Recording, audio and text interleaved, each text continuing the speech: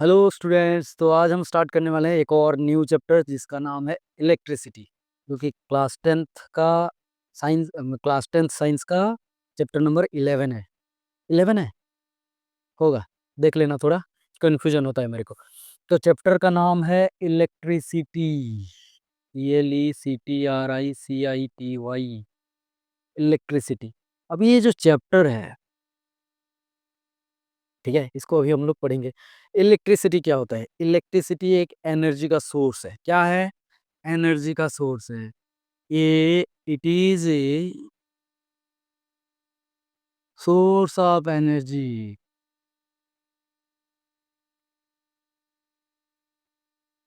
और ऐसा वैसा सोर्स नहीं है, बहुत ज्यादा इंपॉर्टेंट सोर्स है भाई। इलेक्ट्रिसिटी ना, हमको कौन सा काम हो रहा है इलेक्ट्रिसिटी के बिना, बताओ तो। मतलब जितना काम सोच सकते हो उनमें से ज्यादातर काम इलेक्ट्रिसिटी के बिना होता ही नहीं।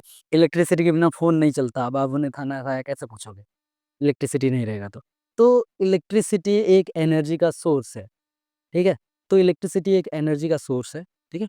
अब इसको डिफाइन कैसे करते हैं? इसको डिफाइन करते हैं कैसे? It is a branch of physics which deals with the study of charge, study of electric charge, या फिर खाली चार्ज का हो तो भी चलेगा। मतलब ये चार्ज के बारे में जो स्टडी है, जो जितने सारी चीजें हम लोग चार्ज के बारे में पढ़ेंगे, उसको इलेक्ट्रिसिटी में पढ़ते हैं, उसको ही कहते हैं हम लोग इलेक्ट्रिसिटी। अब ये जो चार्ज होता है ना, चार्ज क्या होता है इसमें तो आएंगे अभी। ये जो इलेक्ट्रिसिटी होता है दो पार्ट में होता है। एक को कहते हैं हम लोग इलेक्ट्रोस्टैटिक, और दूसरा जो होता है इसको कहते हैं हम लोग इलेक्ट्रो डायनामिक्स, ठीक है। इलेक्ट्रो का मतलब होता है चार्ज, स्टैटिक का मतलब होता है रेस्ट। मतलब इलेक्ट्रो का मतलब होता है चार्ज, स्टैटिक का मतलब होता है रेस्ट। तो इलेक्ट्रोस्टैटिक जो ब्रांच है, इलेक्ट्रिसिटी मतलब इलेक्ट्रोस्टैटिक जो ब्रांच है, इसमें हम लोग पढ़ते हैं चार्ज के बारे में, जो कि होता है रेस्ट में। चार्ज एट रेस्ट, रेस्ट में जब चार्ज होता है तो इसके बारे में जो भी चीजें हम लोग पढ़ते हैं वो इलेक्ट्रोस्टैटिक में पढ़ते हैं, ठीक है। अब इलेक्ट्रोडायनामिक्स क्या होता है? इलेक्ट्रो मतलब तो चार्ज है, डायनामिक्स मतलब होता है मोशन। मतलब इसमें हम लोग चार्ज के बारे में पढ़ते हैं कब? जब चार्ज मोशन में होता है, चार्ज इन मोशन, इसको इलेक्ट्रोडायनामिक्स कहते हैं। अब देखो, इलेक्ट्रोस्टैटिक में चार्ज जब रेस्ट होता है उसके बारे में पढ़ते हैं, और इलेक्ट्रोडायनामिक्स में हम चार्ज जब मोशन होता है, मोशन मूविंग होता है, उसके बारे में पढ़ते हैं यहाँ पे। तो हम लोग जो क्लास टेंथ में पढ़ने वाले हैं वो इलेक्ट्रोस्टैटिक के बारे में नहीं पढ़ेंगे, हम लोग इलेक्ट्रोडायनामिक्स के बारे में पढ़ेंगे। ये जो चैप्टर है इसमें चार्ज के मोशन के बारे में पढ़ेंगे। हाँ, उससे पहले हम लोग चार्ज के कुछ कैरेक्टरिस्टिक समझेंगे, चार्ज क्या होता है समझेंगे, और फिर आएंगे कि चार्ज भागता है तो क्या होता है, कैसे होता है, ठीक है। इसको हम लोग पढ़ेंगे इलेक्ट्रोडायनामिक्स में। अच्छा, इस चैप्टर का जो नाम है आगे जाके हम लोग पढ़ेंगे, करंट इलेक्ट्रिसिटी कहते हैं एक्चुअली इसको। करंट इलेक्ट्रिसिटी और इलेक्ट्रोडायनामिक्स में बहुत सारे चैप्टर आते हैं। करंट इलेक्ट्रिसिटी आता है, magnetic effect of electric current आता है, ये सारे इलेक्ट्रोडायनामिक्स में होता है, ठीक है। और इलेक्ट्रोस्टैटिक में हम लोग पढ़ते हैं इलेक्ट्रिक चार्ज के बारे में, इलेक्ट्रिक फील्ड के बारे में, और इलेक्ट्रिक पोटेंशियल के बारे में। मतलब दोनों ही थोड़ा थोड़ा इसमें पढ़ लेंगे, ये ज़्यादातर हम लोग पढ़ेंगे इलेक्ट्रोडायनामिक्स के बारे में। तो आगे बढ़ते हैं, पहले समझते हैं चार्ज क्या होता है। ये आ गया, समझ आ गया? मिटा दें? ठीक है। तो पहले हम लोग समझ लेते हैं इलेक्ट्रिक चार्ज होता क्या है। ये जो चार्ज है, हम लोग कह रहे हैं बार बार की study of charge, study of charge. तो ये चार्ज होता क्या है, पहले इसको समझते हैं। इलेक्ट्रिक चार्ज, इलेक्ट्रिक चार्ज देखो, इसका जो सिंबल होता है वो होता है क्यू। कैपिटल क्यू लिखो या फिर स्मॉल क्यू लिखो, दोनों चलेगा, ठीक है। ये होता है इलेक्ट्रिक चार्ज। इलेक्ट्रिक चार्ज का सिंबल होता है, इलेक्ट्रिक चार्ज तो बताया नहीं अभी। अब इलेक्ट्रिक चार्ज होता क्या है, देखो, हम लोग क्लास 9th में पढ़े हैं मास के बारे में। मास क्या होता है? मास एक फंडामेंटल प्रॉपर्टी होता है किसी भी मैटर का। जैसे कि हम लोग the amount of matter in a body is mass, ऐसे कहते हैं। तो क्या हम लोग बिना मास के किसी भी बॉडी को इमेजिन कर सकते हैं कि एक बॉडी होगा? उसका एग्जिस्टेंस होगा, बॉडी एग्जिस्ट करता होगा और उसका मास नहीं होगा। ऐसा कभी हो सकता है? नहीं। तो जिस चीज़ को छोड़ के किसी भी ऑब्जेक्ट को हम लोग इमेजिन भी नहीं कर सकते, वो उस ऐसे प्रॉपर्टी को हम लोग कहते हैं फंडामेंटल प्रॉपर्टी, बेसिक प्रॉपर्टी या फिर कैरेक्टरिस्टिक प्रॉपर्टी। और एक नाम से जानते हैं इंट्रिंसिक प्रॉपर्टी भी कहते हैं। मतलब उस एक प्रॉपर्टी को हम छोड़ के हम लोग मैटर को सोच भी नहीं सकते कि मैटर एग्जिस्ट करेगा। ठीक है? ऐसे प्रॉपर्टी को हम लोग कहते हैं इंट्रिंसिक प्रॉपर्टी या फिर बेसिक प्रॉपर्टी या फिर फंडामेंटल प्रॉपर्टी, कैरेक्टरिस्टिक प्रॉपर्टी, ये सब नाम से उसको जानते हैं। तो मास जो होता है वो फंडामेंटल कैरेक्टरिस्टिक प्रॉपर्टी होता है, मतलब इंट्रिंसिक प्रॉपर्टी होता है। ऐसे ही किसी भी मैटर का एक इंट्रिंसिक प्रॉपर्टी होता है चार्ज। ठीक है? जैसे मास से हम लोग ग्रेविटेशनल फोर्स को एक्सप्लेन करते हैं। ठीक है? ऐसे चार्ज एक ऐसा कैरेक्टरिस्टिक प्रॉपर्टी होता है जो भी किसी भी मैटर का जो अट्रैक्टिव फोर्स या फिर रिपल्सिव फोर्स जो होता है, इन सारे नेचर को वो एक्सप्लेन करता है। ठीक है? मतलब चार्ज क्या है? चार्ज एक फंडामेंटल कैरेक्टरिस्टिक प्रॉपर्टी होता है। जैसे बिना मास के कोई ऑब्जेक्ट एग्जिस्ट नहीं करता, वैसे ही चार्ज नहीं होगा तो कोई ऑब्जेक्ट एग्जिस्ट नहीं करेगा। मतलब चार्ज जो है इंट्रिंसिक प्रॉपर्टी है, वो स्टार्टिंग से लेके मैटर के साथ है और मैटर के एंडिंग तक भी रहेगा। भाई मास जो होती है, कोई भी एक मैटर की अगर बात करें तो मैटर किससे बना होता है? एटम्स से। बहुत सारे एटम्स मिलके तो मैटर बनते हैं। तो वो जो एटम होता है ना, एटम के अंदर 3 सब एटॉमिक पार्टिकल्स होते हैं। मतलब एटम के अंदर 3 पार्टिकल्स होते हैं जिनको हम लोग कहते हैं इलेक्ट्रॉन, प्रोटॉन, न्यूट्रॉन। ये 3 होते हैं ना, यही तो चार्ज हैं। इलेक्ट्रॉन चार्ज है, प्रोटॉन चार्ज है, न्यूट्रॉन जो है न्यूट्रल है, उसके पास चार्ज नहीं होता। ठीक है? मतलब किसी भी एटम में अगर इलेक्ट्रॉन, प्रोटॉन, न्यूट्रॉन नहीं रहेंगे तो एटम एग्जिस्ट नहीं करेगा। अगर एटम एग्जिस्ट नहीं करेगा तो मैटर भी एग्जिस्ट नहीं करेगा। मतलब चार्ज एक ऐसा कैरेक्टरिस्टिक प्रॉपर्टी है, मास जैसे ही है। कैरेक्टरिस्टिक प्रॉपर्टी, इंट्रिंसिक प्रॉपर्टी है। ये मैटर के स्टार्टिंग से वो मैटर के साथ है और एंडिंग तक भी रहेगा। मतलब उसके बिना हम लोग मैटर को इमेजिन भी नहीं कर सकते। ठीक है? इमेजिन नहीं कर सकते। जैसे मास का होता है ऐसे ही चार्ज का। लेकिन मास और चार्ज सेम नहीं है, दोनों अलग-अलग चीज़ें होते हैं। ठीक है? लेकिन दोनों ही कैरेक्टरिस्टिक प्रॉपर्टी ही हैं। तो चार्ज क्या है इसको पहले लिख देते हैं। It is a fundamental intrinsic property of matter. Fundamental तो लिख दिए, और क्या लिखेंगे इसमें? Fundamental characteristic, characteristics, TICS, characteristic property of matter, hmm which can which can explain, simple लिख देते हैं, certain forces of attraction and repulsion. Attraction और रिपल्सन फोर्स के मतलब कि ये जनरली इलेक्ट्रिक और मैग्नेटिक फोर्स की बात कर रहा है यहाँ पे। ये सारी फोर्स को एक्सप्लेन करता है कौन? ये इलेक्ट्रिक चार्ज एक ऐसा प्रॉपर्टी होता है, बेसिक कैरेक्टरिस्टिक प्रॉपर्टी होता है। ठीक है? तो चार्ज ये है। समझ में आ गया चार्ज क्या होता है? अब देखो ये जो चार्ज है ना, चार्ज का सिंबल तो क्यू होता है।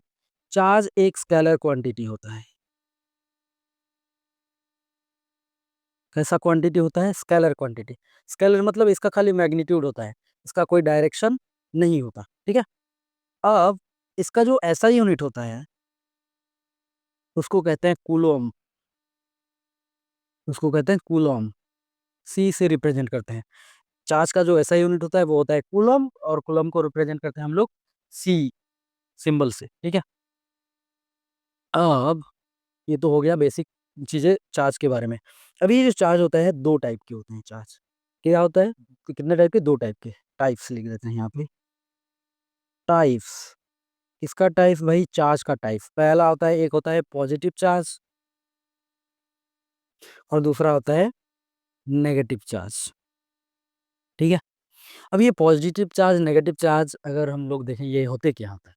ये होते क्या है? देखो, किसी भी मैटर की अगर बात करें तो मैटर बना होता है एटम से। वो एटम के अंदर होते हैं 3 सब एटॉमिक पार्टिकल्स, इलेक्ट्रॉन, प्रोटॉन और न्यूट्रॉन। ठीक है? इलेक्ट्रॉन के पास जो चार्ज होता है उसको हम लोग कहते हैं नेगेटिव चार्ज। प्रोटॉन के पास जो चार्ज होता है उसको कहते हैं हम लोग पॉजिटिव चार्ज। मतलब इसको अगर यहाँ पे लिखें, ड्रॉ करें तो कैसा होता है? मान लो ये एक एटम है। क्या है? एक एटम है। अब एटम का एक न्यूक्लियस होता है, ठीक है? ये है एटम का न्यूक्लियस। अब इसमें ना क्या होते हैं, इसके अंदर 3 चीज़ें होते हैं। एक ये जो न्यूक्लियस है ना, ये न्यूक्लियस में 2 चीज़ें होते हैं, न्यूट्रॉन और प्रोटॉन, दोनों होते हैं न्यूक्लियस में। और इसके चारों ओर घूम रहे होते हैं इलेक्ट्रॉन्स, ठीक है? ऐसे घूम रहे होते हैं। तो ये है इलेक्ट्रॉन। अच्छा, इलेक्ट्रॉन को यहाँ पे पूरा लिख देते हैं। इलेक्ट्रॉन है और ये जो है ये है प्रोटॉन और न्यूट्रॉन, ठीक है? अब न्यूट्रॉन की बात तो ज़्यादा हम लोग नहीं करेंगे, इलेक्ट्रॉन प्रोटॉन की बात करेंगे। इलेक्ट्रॉन के पास जो चार्ज होता है वो होता है नेगेटिव, और प्रोटॉन के पास जो चार्ज होता है वो होता है पॉजिटिव। हम इलेक्ट्रॉन को ई माइनस लिखते हैं, ऐसे लिख सकते हैं, नहीं तो माइनस ई लिखेंगे, और प्रोटॉन को हम लोग प्लस ई लिखेंगे। बाय कन्वेंशन इसको याद रखने के लिए ईज़ी होता है। इसको हम लोग लिखेंगे प्लस ई। मतलब इलेक्ट्रॉन का जो चार्ज है उसको हम लोग माइनस ई लिखेंगे, प्रोटॉन का जो चार्ज है उसको हम लोग प्लस ई लिखेंगे। ये ईज़ी हो जाएगा याद रखने में। अब देखो, किसी भी एटम में जितने नंबर ऑफ इलेक्ट्रॉन होते हैं उतने नंबर ऑफ प्रोटॉन होते हैं। मतलब नेट चार्ज अगर बात करें, नेट चार्ज की किसी भी एटम के अंदर, तो वो होता है 0 होता है। अब यहाँ पे तो हम लोग बात कर रहे थे कि चार्ज 0 नहीं हो सकता, जैसे मास 0 नहीं हो सकता था, चार्ज 0 नहीं हो सकता। वो हम लोग इंडिविजुअल चार्ज की बात करते थे वहाँ पे। यहाँ पे देखो, इस एटम का नेट चार्ज 0 होगा। मतलब किसी भी एटम के अंदर number of number of electron is equals to number of, यहाँ पे लिख देते हैं नंबर ऑफ इलेक्ट्रॉन, पूरा लिख देते हैं इलेक्ट्रॉन। क्या हो रहा है भाई? Number of electron equals to number of proton होता है। मतलब किसी भी एटम के अंदर अगर देखें तो जितने नंबर ऑफ इलेक्ट्रॉन्स होते हैं उतने ही नंबर ऑफ प्रोटॉन्स होते हैं, ठीक है? मतलब electron negative charge, proton positive charge. मान लो इस एटम के अंदर 10 इलेक्ट्रॉन है तो 10 प्रोटॉन भी होंगे। तो टोटल चार्ज कितना होगा, मतलब नेट चार्ज कितना होगा इस एटम का? नेट चार्ज हो जाएगा 10 इलेक्ट्रॉन 10 प्रोटॉन। एक 10 पॉजिटिव चार्ज 10 नेगेटिव चार्ज, मतलब दोनों मिलके नेट चार्ज कितना हो जाएगा? 0 हो जाएगा, ठीक है? लेकिन क्या इसका इंडिविजुअल चार्ज 0 हो रहा है क्या? इंडिविजुअल चार्ज मतलब नंबर ऑफ इलेक्ट्रॉन्स इसके 0 हो जा रहे हैं क्या? नहीं हो रहे हैं। नंबर ऑफ इलेक्ट्रॉन्स अभी भी 10 है, नंबर ऑफ प्रोटॉन अभी भी 10 है, ठीक है? नेट चार्ज 0 हो जा रहा है क्योंकि 10 इलेक्ट्रॉन 10 प्रोटॉन है इसलिए, ठीक है? तो इंडिविजुअल चार्ज 0 नहीं हो सकता कभी, ठीक है? अब किसी भी ऑब्जेक्ट को हम लोग चार्ज कैसे करते हैं?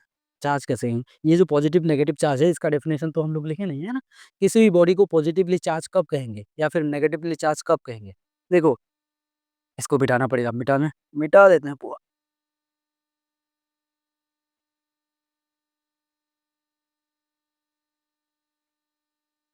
पहले लिखते हैं एक पॉजिटिव चार्ज,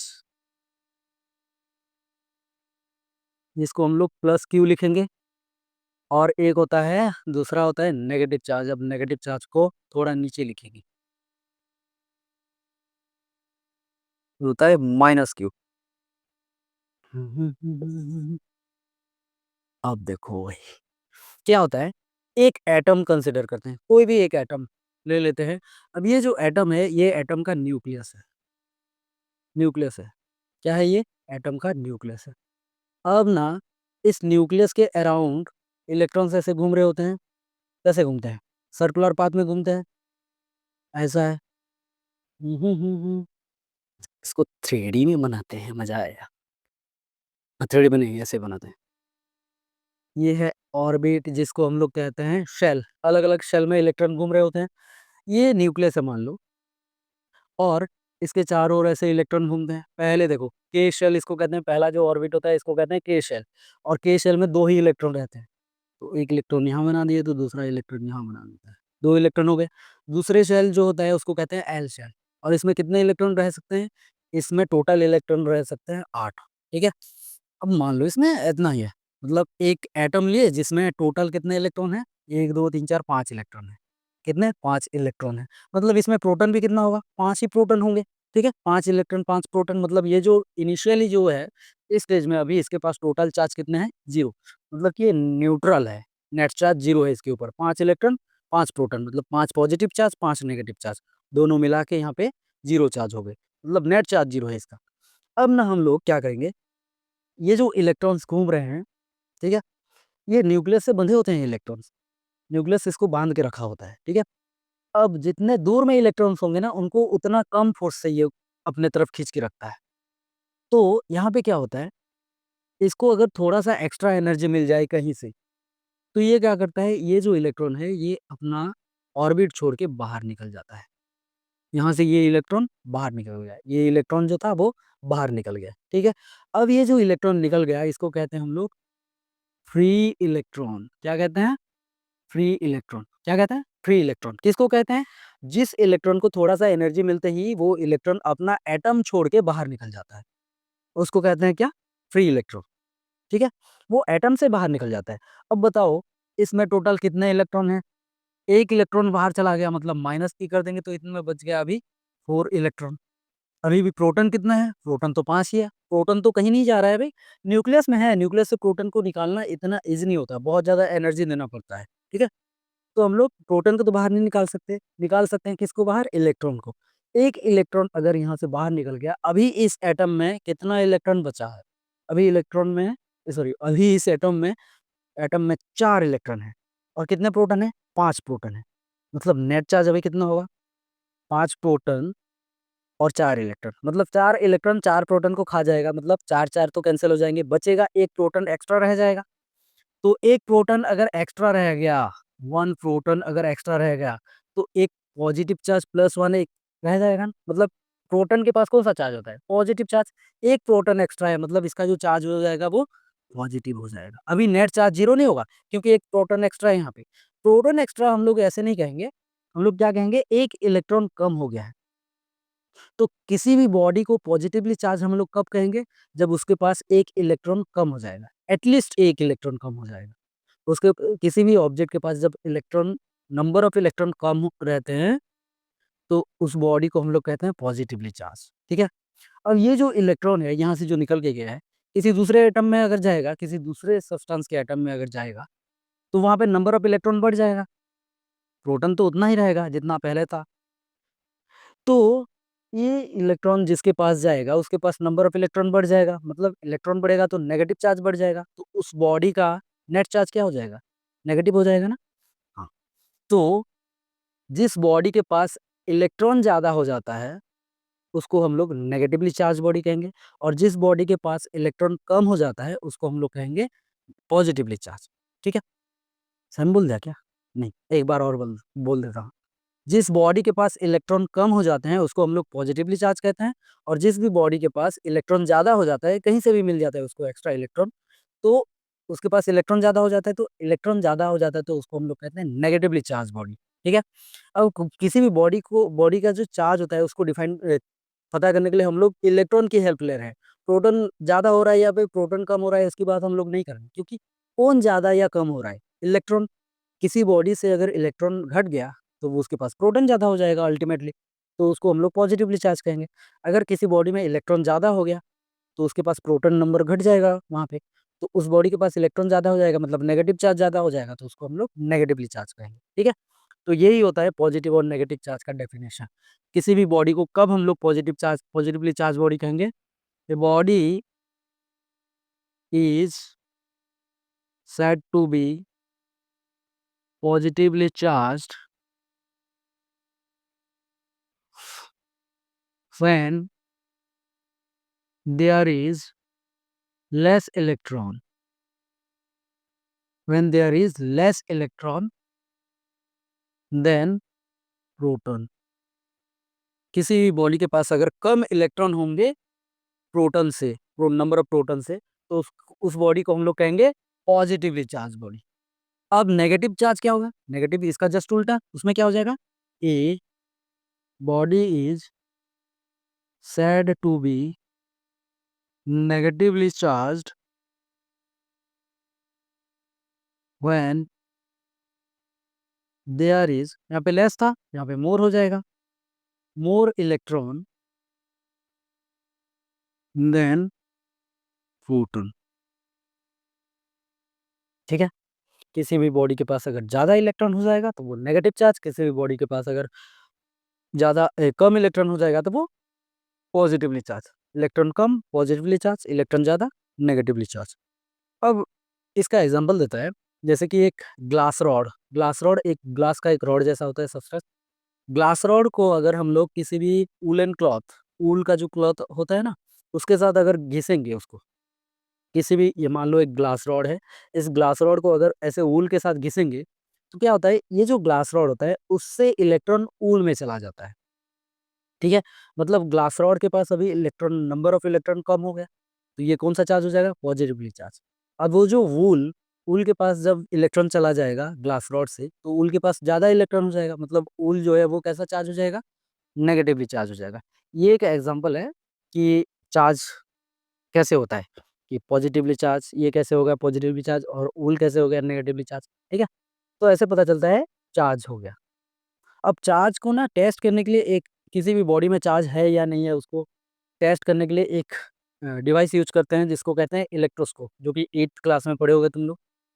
तो इलेक्ट्रोस्कोप एक ऐसा डिवाइस होता है जिसको यूज करके हम लोग किसी भी बॉडी में चार्ज है या नहीं है उसको हम लोग पता करते हैं। ठीक है, अब ये इलेक्ट्रिक चार्ज के बारे में तो हम लोग रेगुलर डेली लाइफ में समझते हैं, पढ़े होते हैं।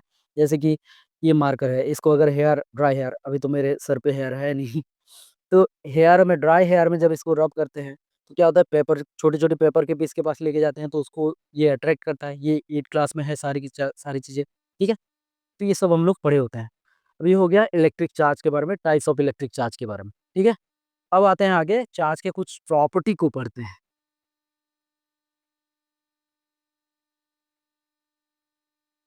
Properties of charge.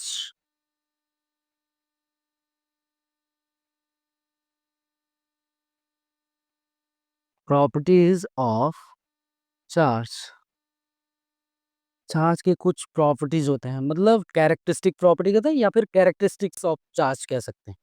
अब देखो, चार्ज जो होते हैं ना, दो टाइप के चार्ज तो हम लोग पढ़े हैं। पहला प्रॉपर्टी क्या होता है कि सेम टाइप के अगर चार्ज होंगे ना तो एक दूसरे को वो रिपेल करते हैं। अगर ऑपोजिट चार्ज के ऑपोजिट टाइप्स के चार्ज होंगे तो वो एक दूसरे को अट्रैक्ट करते हैं। ठीक है, जैसे कि मैं एग्जांपल दिया था, मार्कर को अगर हम लोग किसी भी वुलन क्लॉथ, मार्कर नहीं, हाँ मार्कर को ले लेते हैं। मार्कर को जब हम लोग हेयर के साथ ऐसे रब करेंगे, ये हेयर अंदर है मेरे कैप की, तो नहीं है थोड़ा सा ही, तो इसको जब हम लोग रब करेंगे तो इसमें क्या होगा, एक टाइप का चार्ज डेवलप होगा और हेयर में दूसरे टाइप का चार्ज डेवलप होगा। ठीक है, अगर कोई दूसरा एक मार्कर लेंगे और उसको भी यही हेयर के साथ रब करेंगे तो उसमें भी ऐसा ही होगा। मार्कर में एक टाइप का चार्ज होगा और हेयर में एक टाइप का चार्ज डेवलप होगा। तो दोनों मार्कर को जब हम लोग पास लेके आएंगे तो हम लोग देखेंगे तो दोनों मार्कर में तो सेम चार्ज है, तो एक दूसरे को वो क्या करेंगे, रिपेल करेंगे। अगर इसको हेयर के पास लेके जाएंगे तो हेयर में जो चार्ज है इसमें अलग चार्ज है, तो एक दूसरे को वो क्या करेंगे, अट्रैक्ट करेंगे।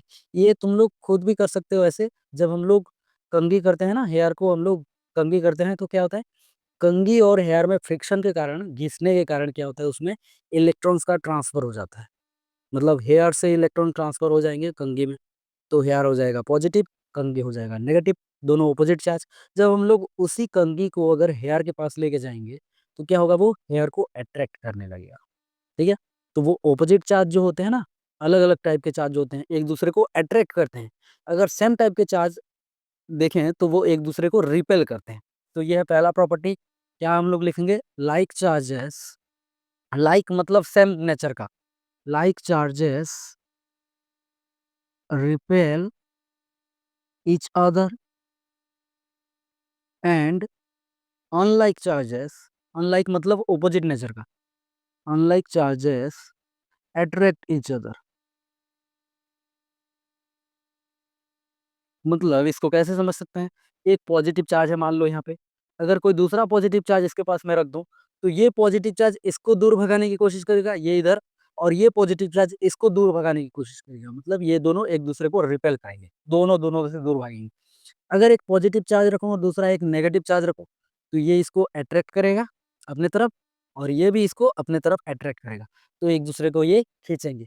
अगर दो नेगेटिव चार्ज रख दूं, एक नेगेटिव और एक और नेगेटिव, तो ये चार्ज इसको उधर भगाएगा, ये चार्ज इसको इधर भगाएगा, क्योंकि सेम टाइप के चार्ज है ना, लाइक चार्ज। लाइक चार्ज मतलब सेम टाइप के चार्ज, सेम नेचर के charge.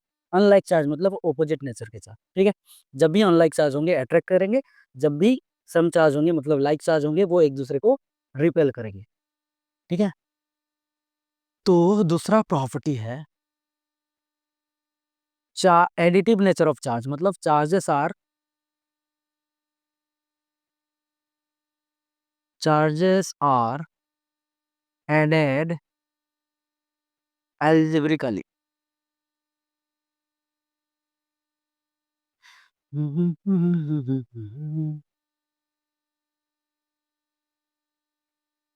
Charges are added algebraically. Algebraical addition क्या होता है?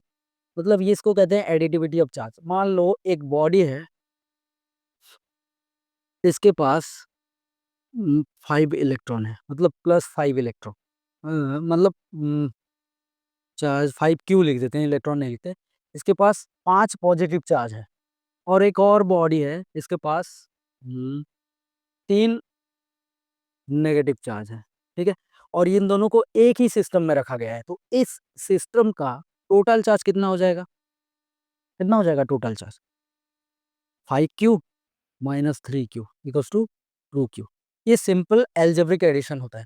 अगर मान लो यहाँ पे मैं बोलूँ एक और चार्ज है, जिसमें एक और बॉडी है जिसमें 2Q चार्ज है, +2Q, तो इसका नेट चार्ज कितना हो जाएगा टोटल चार्ज इस सिस्टम का? 5Q plus 2Q minus 3Q। मतलब ये सिंपल एडिशन एंड सब्ट्रैक्शन होता है। ठीक है, इसको हम लोग कहते हैं एडिटिविटी ऑफ चार्ज, या फिर चार्जेस आर एडेड एल्जेब्रिकली। ठीक है, चार्ज के साइन के साथ उसको ऐड कर दो, सिंपली यही हो जाता है। हो गया, तो ये चार्जेस आर एडेड अलजेब्रिकली हो गया। Next, third, conservation of charge.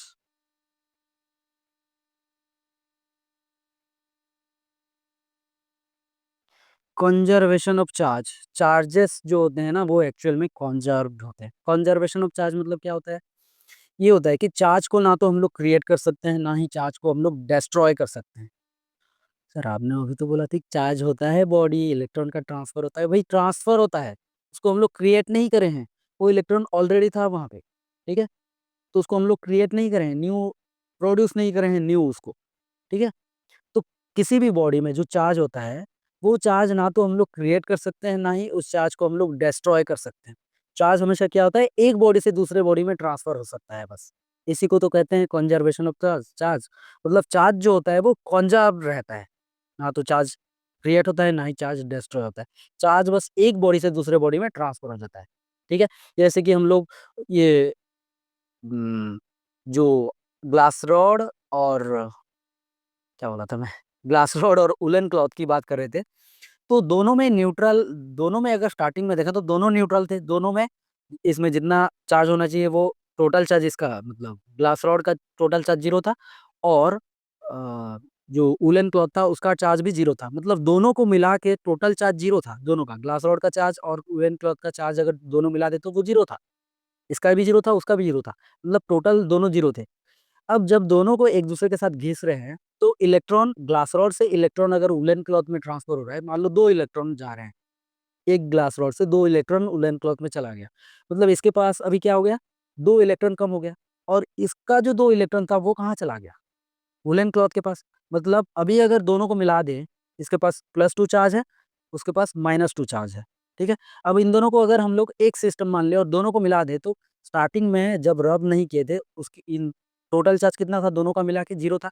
अब इन दोनों को अभी अगर मिला दें दोनों का चार्ज, तो वो भी कितना हो गया, इसका +2 चार्ज और उसका -2 चार्ज, दोनों मिलके 0 ही हो गए। मतलब इनिशियली जितना चार्ज था, फाइनली भी उतना ही चार्ज होगा, टोटल सिस्टम की बात करें तो। ठीक है, तो इसी को कहते हैं हम लोग कंजर्वेशन ऑफ चार्ज।